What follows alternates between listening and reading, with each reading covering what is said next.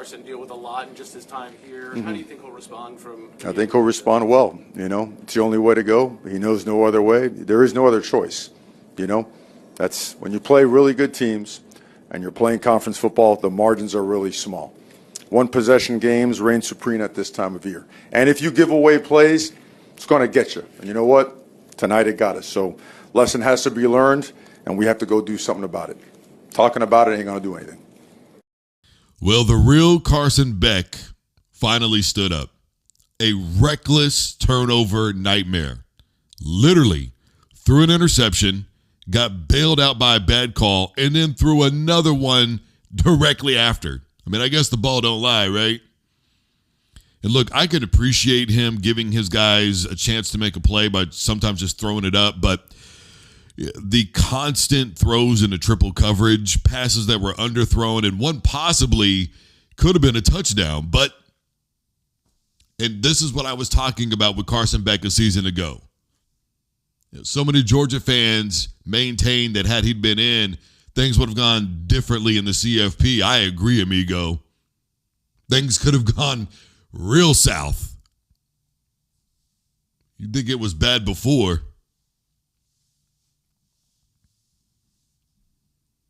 And look, if you're a Miami fan, you're going to the bigger picture right now, right? We're still a solid football team, and one loss doesn't take you out of the Invitational. It's a playoff, I know. That's what they call it, but it's an Invitational. As long as it's voted on and you're invited to come, it's an Invitational, not a playoff. Here nor there, if you're a Miami fan, that's what you're looking at. But this is, again, why I say, why should Miami be the number one, 2 team in the country right now? We're in the middle of October. I just don't believe in a polls, first of all. And secondly, if we're going to have it, I don't believe it should happen until November, basically. I want a solid 8-9 weeks of football before we're ranking anybody. Because now we don't know what's going to happen from here.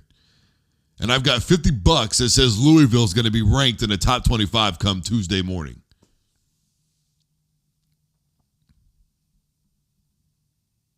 And speaking of Louisville, they were just out hustling Miami. A lot of extra effort plays on offense, on defense. They were just swarming to the football. I mean, it wasn't all Carson Beck playing bad football. A good part of that was also Louisville being in his face all night long and creating great coverage on the back end. We saw some coverage plays and some desperation plays that were made by the coverage that was happening by the Louisville defense. Now, there were parts of that game where they got nervous, and you could tell that maybe it was a bit too big for them for a moment. And it got to a situation where they started playing not to lose, and it was evident the pressure was getting to them. I mean, you take that wide open play that Moss missed to his guy, middle of the third quarter? Then they had the turnover, right? They fumbled it after they had the interception that they forced on the play that I just talked about with Carson Beck. And that got Miami back in the game. And even then, they had to run trick plays. Look, it was actually a pretty good game to watch, except for the fact that it was also sloppy. And I just don't see either team, if you look at that game, do you look at that game and go, is this just one game? Or would either team be good in the Invitational? Would any team right now, looking at that, right, do you think Louisville or Miami would be able to contend against, for instance, Indiana? How do you think they would do against Ohio State? If we go to the SEC right now, how do you think they would do against Ole Miss?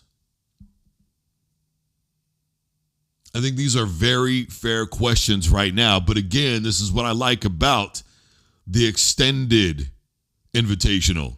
We get more teams. And so one loss doesn't destroy your season. And look, I get where Coach is coming from, right?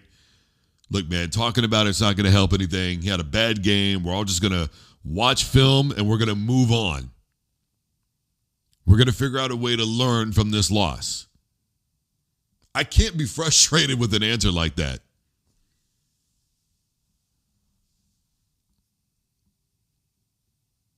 And at the end of the day, you have to show confidence in your guy, especially in the new college football world where you're literally paying somebody a good amount of money.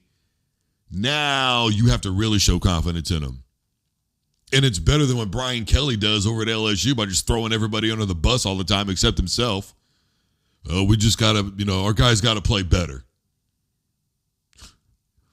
Remember when he was at Notre Dame? I'm a big fan of execution, and after tonight, maybe our guys should be executed. By the way, he said that after a win.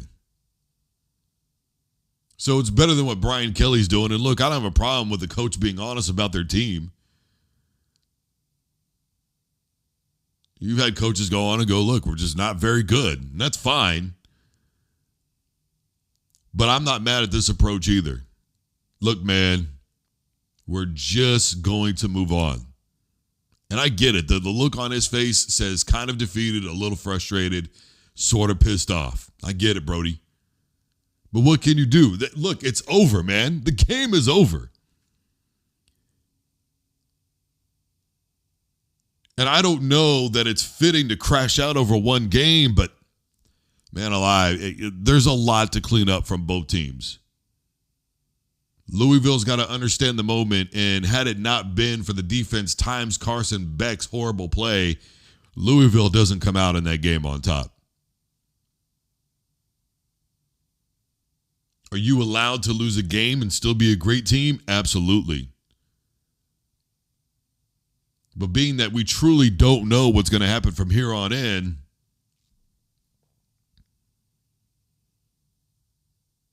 I err on the side of, well, it's not a good look, but it's not over. So there's that. All right, everybody, I am Drew Duncan. Facebook, Twitter, and Instagram is all at Drew Duncan Radio. I am wherever you are listening to podcasts. The Smoke by Drew Duncan, the Drew Duncan Sports Show, iTunes, iHeart, etc. Wherever you're listening, I am there. Everybody stay safe, take care of yourselves, and have a wonderful rest of your night and or day.